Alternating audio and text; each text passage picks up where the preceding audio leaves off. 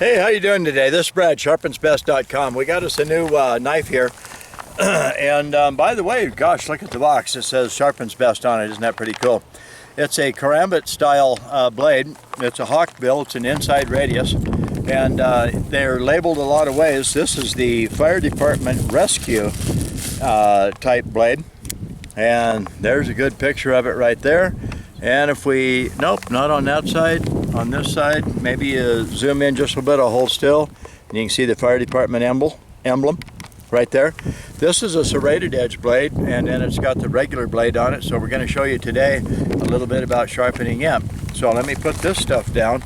I have 3 sharpeners with me today, and that would be the long handle. This is the original Sharpen Spark at the original sharpener. It's called jeez, I can't talk right now. Okay, I call it the long handle, and the guy who invented them calls it the original handy sharp. This one does have the V notch in it. Okay, and then we've got the one here. This is the original Sharpen Spark, and it's the biggest one. It does have the reshaper, the sharpener, and the fire starter in the handle. Then we got the little brother. Okay, and that's the one with the reshaper, sharpener, the fire starter, and a bottle opener in the handle. So I have 3 sharpeners with me today, and we'll do a little bit of a demo with each one of them. Okay, I'll just kind of chuck it on the ground here, like that.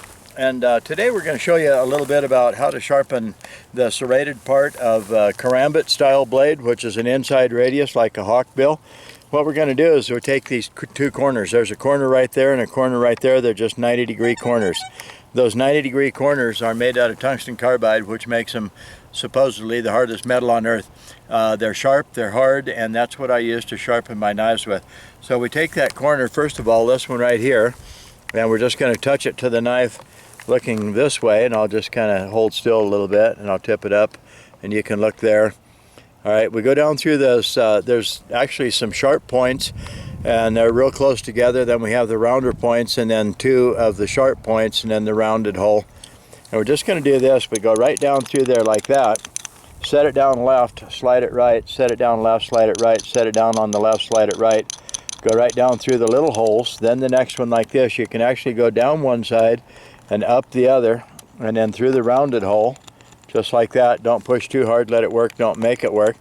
Move over. Now I'm going to tip this up before I get much of the paint worn off of there. And I'm going to hold still, and if you can see the cutting edge shine, that's where I've been working on it. The others do not shine because I haven't been working on them.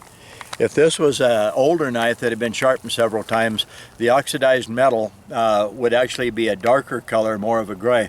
As you take the tungsten carbide and you work on it, it'll put new steel up towards the front. And what it does is it takes the steel and it'll take off the oxidized steel and show you the new steel. And that's why new steel shines more than oxidized steel. So that's how we'd go right down through there, just like this. Don't push too hard, let it work, don't make it work.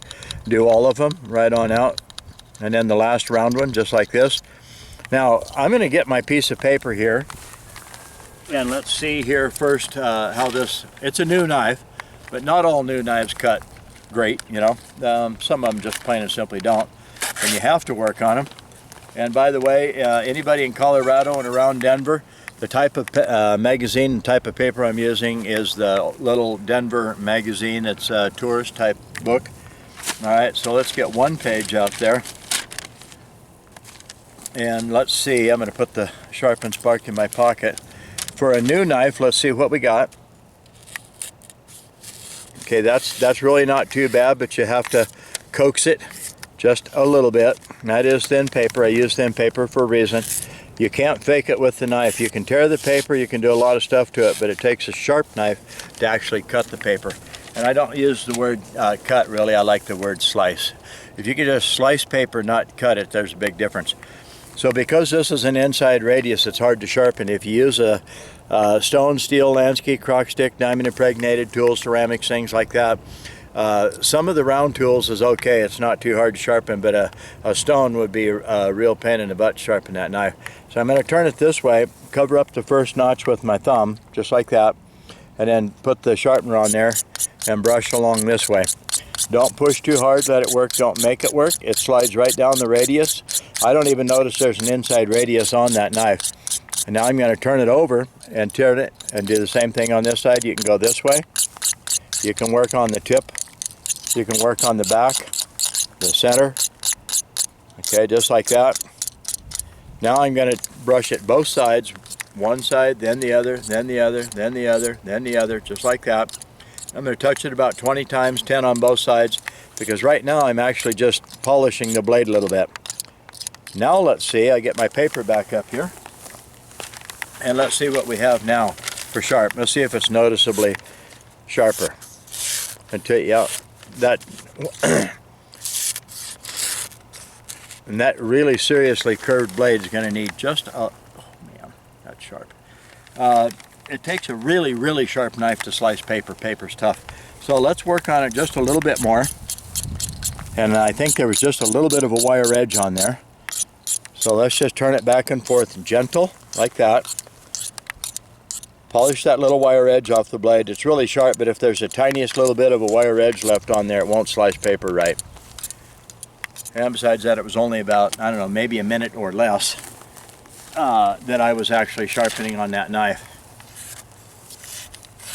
That's pretty sharp. Any knife, any blade, any configuration, any hardness of blade. It's going to fight with me a little bit.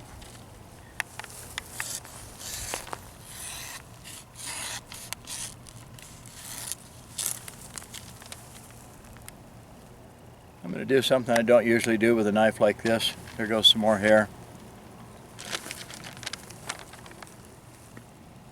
Not quite ready. It's really thick. Got a few hairs on it. Actually, it's got half a dozen on there. It's a really thick knife. So let's do it one more time. Now, as far as cutting seat belts and cutting a lot of different stuff, it would. I just like to get my knives down to where they actually slice the paper like I talk about. This one is actually really thick, and it has a very small bevel, you can see, so it's actually very steep. So I'm not positive that this knife will slice paper like my other knives do. It is brand new.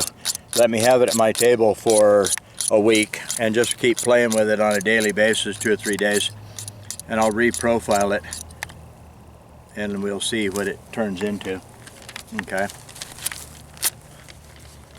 let's see. That's getting better. And like I say, I use really thin paper for one real reason. Number one, you can't fake it. The knife's got to be sharp.